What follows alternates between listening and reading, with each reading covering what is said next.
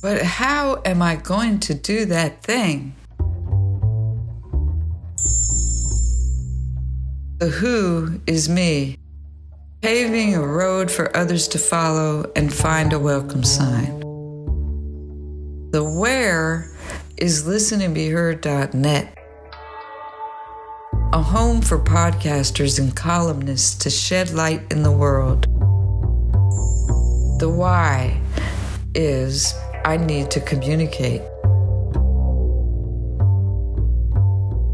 To listen to writers' words, to be heard by people who are searching for meaning and connection, like me.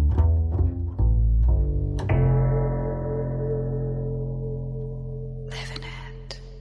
Hello, I'm Martha Senator, and this is the Listen and Be Heard podcast. I'm reading excerpts from posts that I wrote at listenandbeheard.net over the last few years about why I'm doing what I'm doing and where I'm doing it, which is at Martha's Kitchen Garden. And Listen and Be Heard and Martha's Kitchen Garden are intimately related because they're all about just what I'm all about and what I'm doing. Listen and Be Heard is like a virtual reality, and Martha's Kitchen Garden is real life. And the two have to work together to help create community, communificency. Yesterday, I got a book in the mail that I ordered called Resilient Agriculture by Laura Langnick, who lives in Asheville, North Carolina. And the title speaks of what I'm learning all about these days, which is about how to be regenerative instead of extractive, how to be part of a community, to do drought and flood mitigation, which in the first few pages that I've managed to read of this book is making all too apparent that it's necessary to be doing this work now. Not just something that's good or something that feels good or because I'm trying to get back to nature, but because climate change and degradation of the earth is in a crisis point. And I think as writers and artists and creators, we need to address how to communicate that message to as broad an audience as we possibly can. And it's probably the most important work of our lives, our generation, and even really the possible existence of future generations of people. Life will go on, but will it go on in a way that we as a community, as human beings, can go on with it?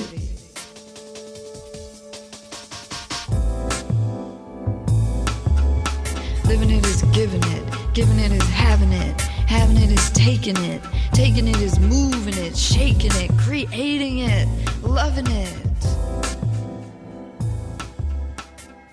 With construction going on in my home, a puppy to train, and learning to care for goats, I never made a summer getaway this year.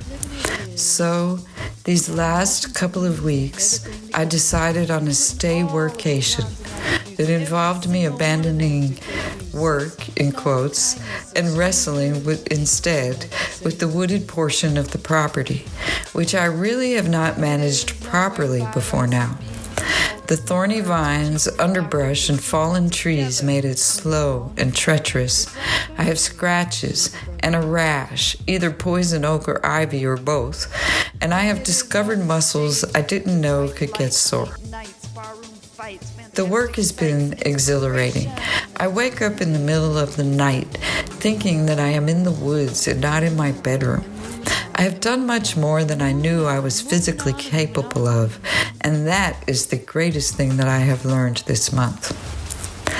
I can be obsessive when I get obsessed. But when my way back friend, DJ Jeannie Hopper, a longtime community radio producer currently working for Laura Flanders, showed up on Wednesday and told me we were going to Asheville on Thursday to visit Davine Dial, the general manager of WPVM 103.7, I dropped my loppers and we drove a little further up the mountain range.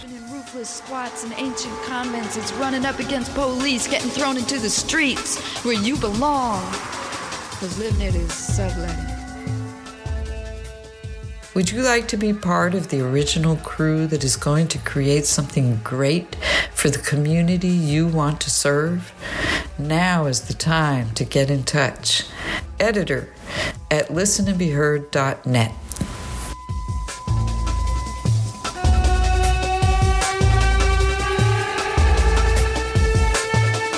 Living it is knowing your feet belong on the ground, that life is a dream, that things are never, ever, ever, ever what they seem, and the certainty that the good things, the really, really, really good things, are free. Living it is loving it. Living it is loving it. Living it is loving it. Loving it. Living it is loving it. I gave a bug a hug. She was here first, custodian of the universe. I watered her tree, thanked her for visiting me. We're friends to the end. It's war out there. We have to take care of each other. So, what's the point? The point for me is the same point I hope to serve for everyone involved, to create a platform for creative people to create a platform. In my case, my goal is to get some of my backlog of writings published. I want to work with editors, publishers, and agents to make that happen. Research on how to attract such people to read the work of someone they have never heard of seems to suggest that if they never heard of you, they figure no one else has either, and they wonder who will buy her books. They call it a platform. In the literary world, that means an audience to sell your published writing to. My intention is to once again create a space to discuss books that interest me and feature poets who are compelling to my ear. But this isn't just about me. It's just as much about the guests I will feature and the many podcasters or aspiring podcasters who I hope will choose to make Listen and Be Heard their home. You can expect to hear from small press writers from around the country, local artists of all kinds, and discussions about the issues that creative people deal with on the daily. Look forward to reading Listen and Be Heard as I venture back into providing a platform for free expression. I gave a bug a hug. She was here first, custodian of the universe. I watered her tree, thanked her for visiting me. We're friends to the end. It's war out there. We have to take care of each other. Why must you torture me so? I believe in listening and being heard. When I lost track of that simple but powerful equation in my own life, I lost any semblance of autonomy in my creative life. And whether or not we call ourselves artists of one stripe or another, we all need a creative life. Growing, sewing, healing, expressing feelings, building, brewing, baking, making art, culture is the best part of being human. As I near my 60th birthday, I am determined to cultivate creativity, community, and the best of humanity in my remaining years.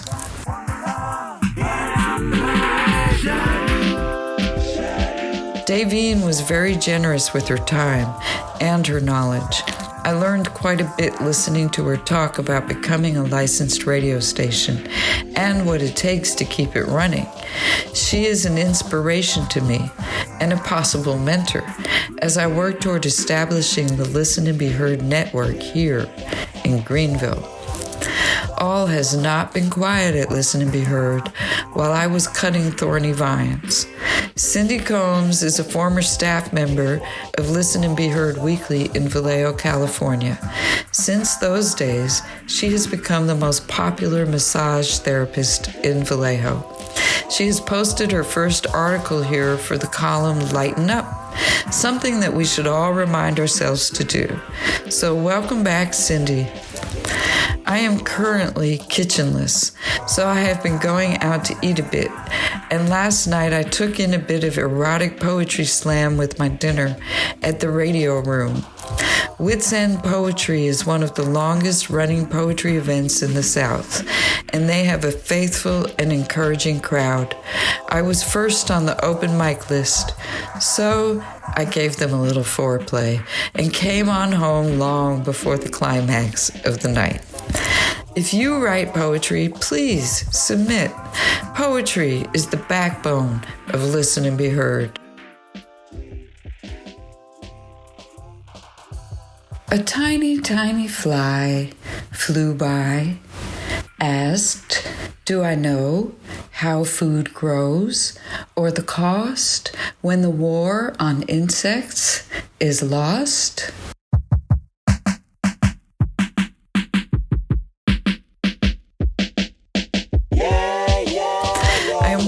Restoring some of the still relevant content from Listen and Be Heard Weekly in the Bay Area in the early 2000s, as well as featuring some of the highlights in the From the Archives column on Tuesdays.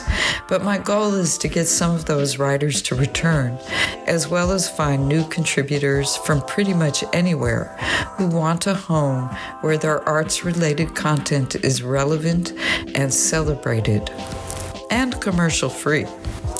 Even though we are connected globally, we are still living locally. As my roots roam and reach and replenish me, the upstate of South Carolina has become the new home base for Listen and Be Heard, which will only serve to expand on the connections and creations that came before. Listen and Be Heard in South Carolina, in America, on Earth. What's the alternative? A Twitter exchange with Joël Piton left me suggesting that a reason for each of us to be heard is that someone might learn from our unique experience. I've been circling around something that I've been struggling to express in this column over the last couple of days. Many of us suppress how we feel and what we really think about what is going on in our own lives. Back in the early 90s, I was literally telling everybody's story, researching the lives of Boadicea, Hypatia, Sacagawea, but I wasn't breathing a word about my own. When I started hosting Sunday afternoon stories as an open mic, it wasn't storytellers who showed up to be heard. It was mostly poets. Many of them were showing up at any and every open mic they could get to. As a group, they spoke a language of inner landscapes, emotion, personal experience, protest, longing. After a few months of telling stories and listening to all that poetry, I found myself writing more poetry and less stories. I was a single mother, yes, a single woman for the first time since I had left home at 17. 6 years later, I was at liberty, really for the first time in my life, to speak my mind without fear of repercussions from the people closest to me. I didn't have anyone to judge or silence me. I had always mostly felt like I wasn't meant to be heard. That was a notion that was reinforced daily by the aggressive alpha environment of New York City that continually reminded me that I was female and as such secondary or stupid. That was how I felt. We do need to be heard. It is actually important, even if no one else listens. We need to be able to listen to our own inner voice. If we won't listen to ourselves, no one else will either. Earlier today, I was at the DMV, still taking care of details after getting divorced, still thinking about why we need to be heard. I started talking to the woman next to me. She was there because the car dealer had not explained what her son needed to do to transfer ownership of his car, and there she was taking care of it for him. So I explained that my ex had transferred ownership of our son's car to me at our divorce, and she said she hoped that things had worked out in my favor. I told her that it was hard on my son because his father hadn't spoken to him in more than a year. Women carry the burdens of the world on their shoulders, she said to me. And in her case, she had good reason to say it. While we waited and waited at the DMV, I learned that her son's father had abandoned her son too. And just when her son was grown and she thought that she would be free to pursue her own dreams, her brother went to prison and she took in his 2 children. Indeed, her story, my story, our mother's stories are often ones of stoic silence while shouldering burdens that are not ours to carry. My story is a woman's story. I am a mother of 4 children. I was the unheard girl, the unfavored daughter, the jilted lover, the single mother, the good wife, and now I'm both the single mother again and the crone. I see the new generation of young women who would never tolerate the things I thought I had no choice but to put up with, or at least that's what they say, and it is good to hear. I am listening.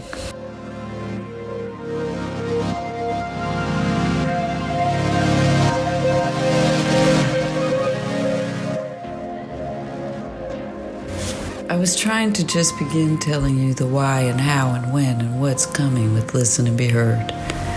It seemed appropriate to start at the beginning of the story, but everything I wrote seems to me today to make it appear like I was so adventurous or trying to paint a glamorous picture. Maybe you imagined me touring around Europe with a pass for all the trains. Maybe that was the dream when we left New York to give Europe a try.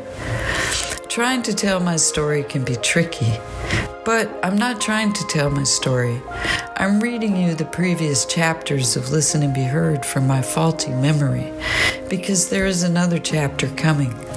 But in many ways, that story is my story.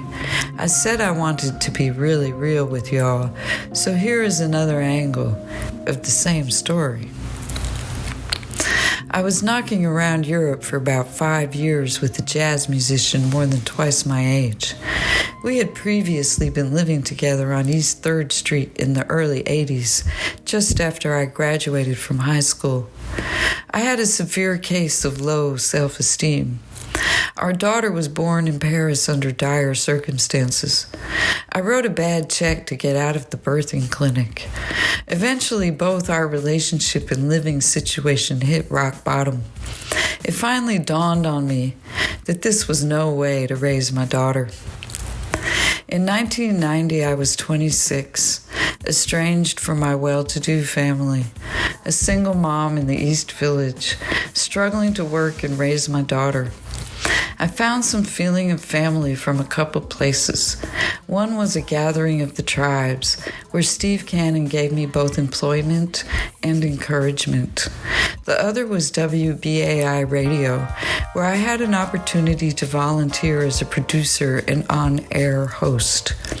So much of what I still want to do with Listen and Be Heard is informed by what I learned while I was involved with both those institutions at the same time. I had a sort of bravado that allowed me to step on stage or talk on the radio, but those were moments of clarity that vanished when I had to communicate with people face to face. Mostly, I felt like a fraud who didn't belong anywhere. When I said that Pedro Pietri saved me from falling into a deep depression after I bombed at the Nuyorican, I wasn't exaggerating. Sometimes I was my own best detractor. I need to offer myself a way out of my own cage. If I don't, I would be more lunatic than queen in the jungle that is my mind. I'm not sure where that urge to be heard comes from. Generally, at first, I am intimidated by aggressive people. But the things that I don't get to say when I feel intimidated, when I allow my fight or flight instincts to take over, those things keep churning in my mind. It can be like racing on a hamster mill until something dramatic happens that wakes the sleeping tigress. I have learned some of this about myself over the years, but I know it's not just me who has these feelings. So thanks for listening. Please make it a conversation by leaving your comments or getting involved. I'm Martha Senator, and you've been listening to bits and pieces of posts that I published at listenandbeheard.net in the last couple of years. I thought during this sort of quiet spell when I have no interview lined up that it would help elucidate a little bit what I'm attempting to do here at Listen and Be Heard and what the podcast is all about. Next week, you can expect to hear again from Tony Robles. He will be interviewing Robert Zachary, a healing expert in North Carolina. The music that you've been hearing in the background is by J. Rodriguez Sierra, a musician and composer in New York City. The theme music I haven't really talked about much, but it is called Living It, and it's from my CD, Living It. And that wonderful bass playing is by Sabina Wertman, and the track and the CD actually were produced by Jeannie Hopper of Liquid Sound Lounge. I'm going to continue now with more stuff. I hope that you enjoy listening.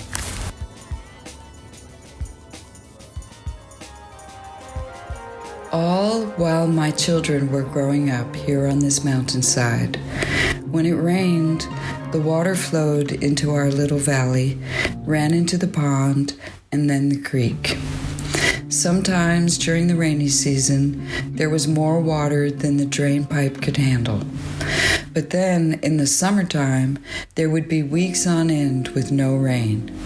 The crops got drenched with city water, and the other areas of the field and woods eroded by heavy rainfall became parched, hard as brick, lifeless dirt. The water bill got paid, our vegetables were eventually harvested, but I didn't understand the degradation that was happening to the land and the creek during that whole time. How the gullies formed by the rain on exposed ground were carrying precious sediment into the creek, and the creek was sinking lower each year, flowing so fast that it carves deeper and deeper into the ground and no longer floods into the fields when it rains. Instead, all that farmer's gold is washed into the Reedy River and ends up in lakes where it's not wanted. I have always used city water everywhere that I have ever lived. Mostly, we don't have a choice. Even here, I have a precious spring on my property that feeds 2 ponds before the water flows away. But the city water was hooked up before I arrived, and I was informed that that is irrevocable. Even if I dug a well, I wouldn't be allowed to disconnect from the grid. Ever. I won't get into that. The point is that the more I want to grow, the more city water I would have to use, and that water lacks crucial microbiology needed to turn dirt into soil. This past summer was brutal. At the same time that I couldn't go outside at midday without retreating quickly to air conditioning, I was learning about how I could address climate change here at Martha's Kitchen Garden. While ending pollution is certainly a factor, restoring our soil with microbiology is a very powerful tool that we can all address right now, wherever we live. Planting trees will cool you off, bring the rain, help restore the soil, and provide biomass for building more soil. But without water, none of that can happen. I have truly been a busy beaver, covering bare soil with mulch, building check dams and digging swales, all to slow the water down and spread it out when it rains. I used every bucket and tote I could find and started collecting rainwater from the rooftops of the house, sheds, and carport, and they all filled up rapidly when the rain came. I started using that water for the chickens, goats, cat, and dog, and our numerous houseplants. Now, with some help from James and Kirk, we have installed 50-gallon barrels at $30 apiece and 250-gallon totes at $80 apiece, and it feels like the best Christmas ever. I can't wait for it to rain and watch those tanks fill up with unbleached water. Everyone can collect rainwater no matter where they are or how humble the setup. Just put something out to collect the rain. I got really inspired watching Andrew Mollison trot the globe on YouTube talking about water revolution.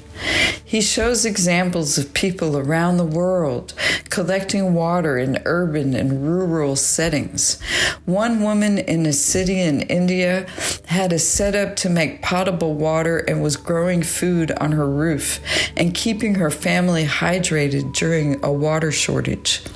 Women around the world are becoming self-reliant with the ability to collect water and grow their own food. There are endless examples of how we can and why we should collect water that won't contribute to flooding due to overpavement and will be there when we need it. Think about it. The infrastructure we live with was created for us to be good consumers, not with the idea that we would have food and water sovereignty. It's time to start collecting on our birthright.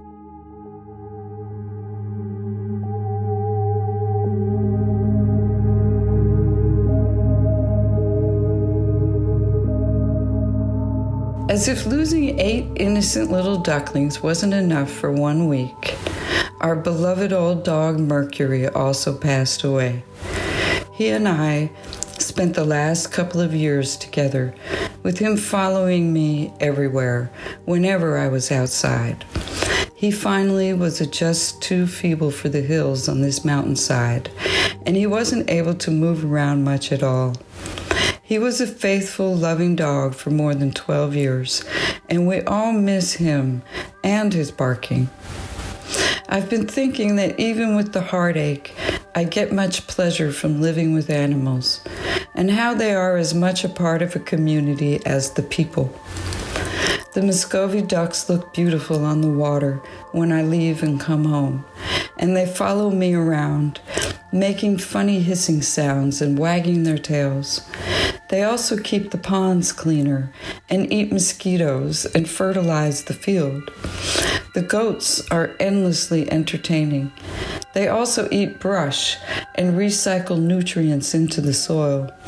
The chickens have their own society and provide eggs and more chicks. I have 4 broody hens because I haven't been collecting eggs because I don't have a kitchen right now, and they decided to sit on them. Our cat, King Arthur, is the senior pet now and terrifies all the other animals. He's pushy and no help in the garden and a menace to birds and sheds a lot of fur. And well, then there is Bobo, my very own puppy, the first dog I ever picked for myself, who I walk at least twice a day and who will look after all the other animals. People sometimes say to me that I am, or that I could be self-sufficient. They wonder if I might be one of those preppers, but I am neither. Probably very, very few people are self-sufficient. And even if they are, they learned their skills from someone. But I am striving to be communefficient. I want to support people who are doing things that are useful. Support my growing animal community that supports the ecology of this land I am looking after. And maybe most importantly, support the fungal and bacterial communities in the soil.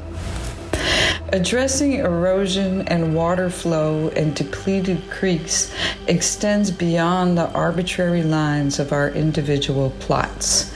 A vibrant community can come together to make life more beautiful and literally more fruitful for everyone walking on the land.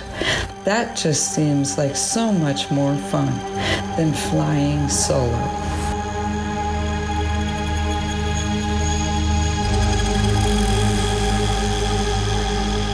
I've been watching many lectures lately on YouTube, given by scientists all over the world, about how dire our situation is and how simple the solution if we can grasp the small window of opportunity that we have right now to dream about the lives of our children and grandchildren.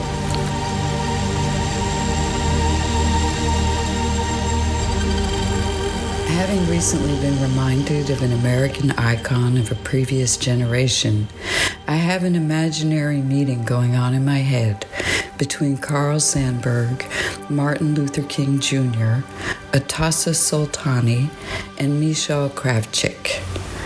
Over the decades of my life, I have heard people speak in different ways about Martin Luther King. In my childhood household, he was criticized for taking a stand against the Vietnam War. Literally seeing the war unfold on television, I was confused why anybody would be for that. So childish me agreed with Martin Luther King, and adult me still does. I've also heard people presume to speak for what Martin Luther King would say in situations where maintaining order is conflated with keeping peace, while speedily kicking cans down a drought-stricken road.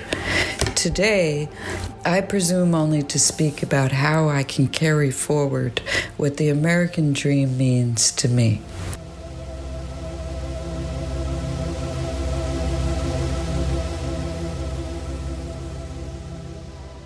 Carl Sandburg points to people and nature as the way forward.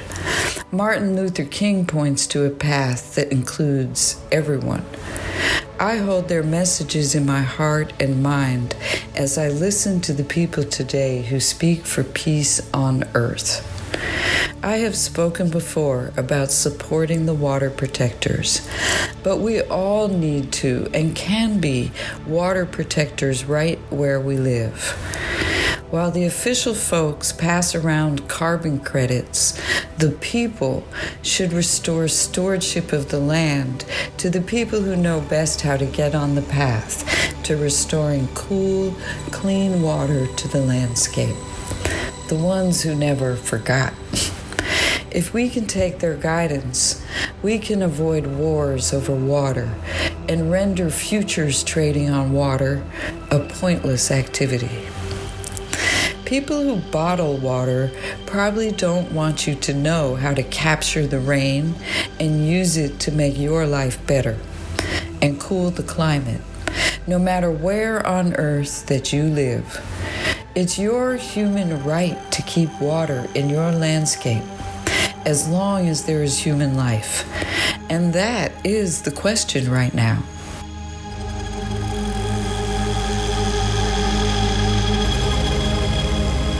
We are all connected by water cycles, both large and small. It is time to humble ourselves to receive the wisdom of people who have been bringing us this message for decades and are now telling us that we have about a decade left.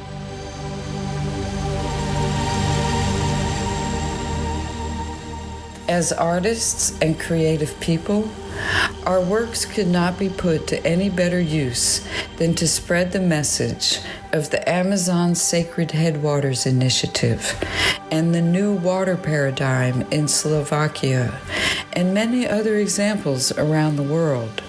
Now is the time for us all to carry the dream forward. The good news is that we have it in our power to do it, and so we should.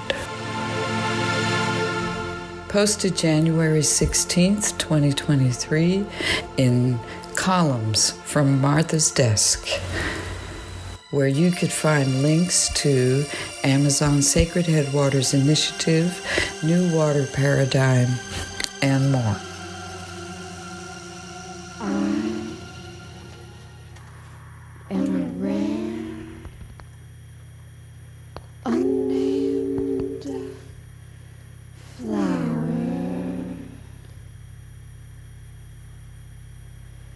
No one recognizes me when they gaze at me, because no one has ever seen a flower like me, or stroked petals like mine before. My scent is delicately intoxicating. Its essence is measured in precious drops of love, beads of sweat, streams of milk, rivers of emotion,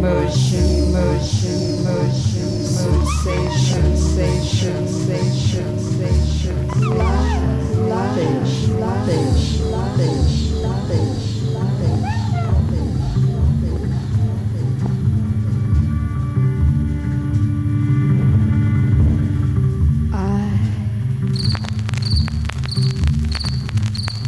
am often misunderstood, misrepresented, misguided,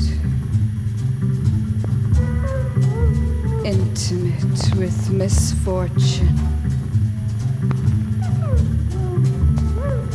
but never, ever feared or forgotten.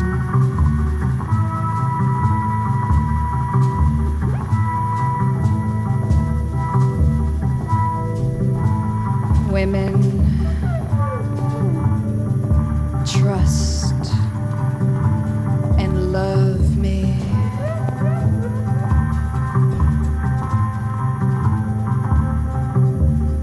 Or envy and disparage me. Some look in my eye and read poetry there. Others hate me because I am such a beautiful flower. Men buy me, cut me, sell me, pluck me, poke their fingers around trying to find my center.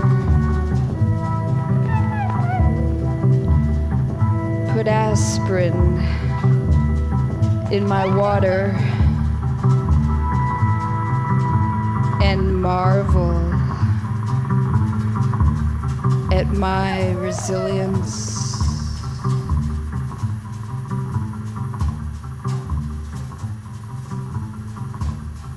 I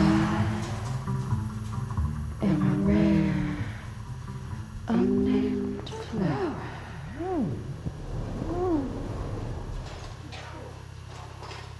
That was recorded live at the Fund Bureau. If you were listening really carefully, you could hear the train passing overhead. It was remastered by Rolf Kessler. And that was Sabina Wertmann on the bass, Heinrich Karberling on the drums, and DJ Marga Glanz. And I was very pregnant at the time, very, very pregnant, on my way home to back to New York to have a baby. And that was fun. I remember that was fun. I enjoyed the whole space we got into where, I used to use effects pedals and do stuff while we were up there. And it turned out differently most every time that we performed. So anyway, if you're interested, that's from a live album called Live at the Fund Bureau, and you could stream it or download it or do what you want from most anywhere that you like to look for music. My name is Martha Senator, and this has been episode 8, where I've focused on, I don't want to say I focused on me. I invited you into my brain, maybe, and hopefully shed a little light on what Listen and Be Heard is about and what we're trying to do. And next week, we'll be talking more about maybe the open mic in Hendersonville, because I'm planning on being there tomorrow night. And like I told you, Tony Robles will be back with some community reporting. And I want to thank Jay Rodriguez Sierra for giving us the wonderful background tracks that you've heard throughout this podcast. And I most of all want to thank you for listening and to encourage you to participate, to email me at editor@listenandbeheard.net or go to listenandbeheard.net and leave a comment. Leave a comment on the page for this podcast, or leave a comment on the homepage, or visit somebody else's post. Go see what Cindy Combs is talking about so you can lighten up and enjoy life a little, or check out the many videos that Tony Robles has done, or let me know what you would like to contribute to the site. If you have a podcast in mind, or if there's a column you would like to start. I'm going to leave you with another little tidbit, another video produced by my daughter, Crystal Clear Waters. You could find these in the Martha's Kitchen Garden section of the website.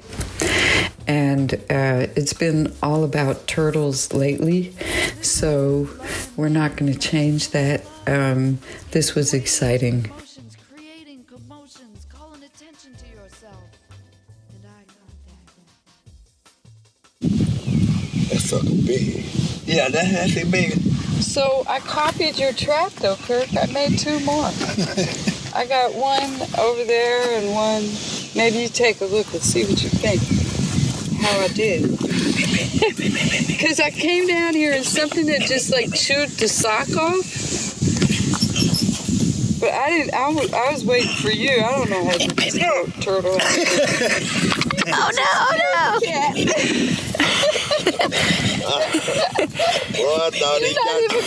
close. You're just jumping back. Boy, I thought he got you. You just reaching in there for him like that? You were gonna just take the turtle like in the cage? No, I was just gonna take the turtle. How are you gonna take I him? get him something. Turn that sock loose, fella. Get him on something. Let him Look bite at it. him. He's holding that sock. Now, you gonna turn him back loose? Yeah, I guess so. Yeah. He's not bothering my no, ducks, he's not right? bothering you. He be gone. You sure work fast. I'm defrosting my freezer. Turn loose to the wire. I got all this fish. Maybe just came for that fish. Oh my God! Oh, wow. Look, he got the sock. Look at him. Look at him. He holding on for dear life. Oh, watch out. Now you call me. He wants scared that while sock. I'm That's what he wants. Watch out. Yeah, because he's looking. I don't want him to get clawed. Dang. Look at that. Trust me, Kurt, they don't let him get it. No, when I was growing up, that would have been frying size right there. That's frying size? Yeah, the great big would made turtle stew out of them. They're too tough when they get big? Yeah. He might crawl, he might jump Can out. he get out of there? Look, No, he can't get out of there. look, me and Jimmy had. Yeah, him and my brother. Had one about that big. And I tell you, he was I got crossing. something like that in He was here. crossing the street, right? And we got him, brought him all the way back to Green. He was in Anderson. We brought Get him a out. stick for him to bite, Jay. Get what? A stick. He'll bite anything. Oh, for him to hang on to? Oh my God! Look at that. You ought to see him when they're big. When people think turtles are slow, when he pulls that net back and stretches it out, it's pretty fast. Look at that. I don't see no fish. That's all right. He'll clap though. That was what we wanted to see. That neck moves lightning fast. Yeah, that is I thought really about scary. putting him in there, but I said I don't know how I'm gonna get him from there to there. That's like you just reaching in there and grabbing. I wasn't ready to do I that. told you, It's heavy. I was raised in the country.